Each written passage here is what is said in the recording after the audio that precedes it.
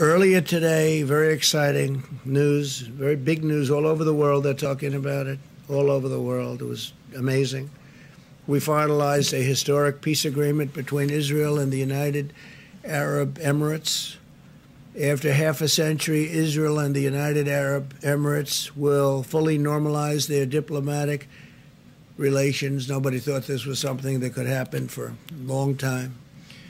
This is the most important diplomatic breakthrough since the Egypt-Israel peace agreement was signed over 40 years ago.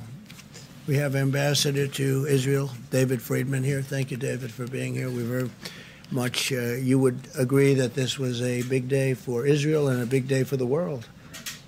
Good. Thank you, David. You've been fantastic, too. Fantastic ambassador and representative of our country. Thank you very much. The deal that was reached today will enable Muslims to have far greater ability to visit many historic sites in Israel and to peacefully pray at the Al-Aqsa Mosque, which is very important to them, which they've wanted to have access to for many, many decades. This is a monumental step to forging ties of cooperation in the Middle East, and I think you're going to have other countries come forward. I can tell you we already do, and they want to make a deal. You could have peace in the Middle East. It would be fantastic. Israel is also suspending settlements in the West Bank, which is a big deal, a bold step toward achieving peace. Israel and the United Arab Emirates have also agreed to immediately expand and accelerate scientific collaboration to develop effective treatments and vaccines to defeat the China virus. They've both been hit. Virtually every country has been hit, 188 countries, and to save lives in their region and in their world. So they are working very much on the vaccines also with us. And again, some very good news is going to take place with respect to that. Our unprecedented diplomatic engagements laid the groundwork for this historic peace agreement, which was just announced a little while ago today. We will not rest as we continue to work toward a world of greater harmony and prosperity for all. I want to thank Prime Minister Benjamin Netanyahu of Israel and Crown Prince Mohammed bin Zayed of the United Arab Emirates, two fantastic people, for their vision and their leadership, and I look forward to hosting them at the White House very soon to formally sign the agreement. We'll probably be doing it over the next, I would say, 3 weeks.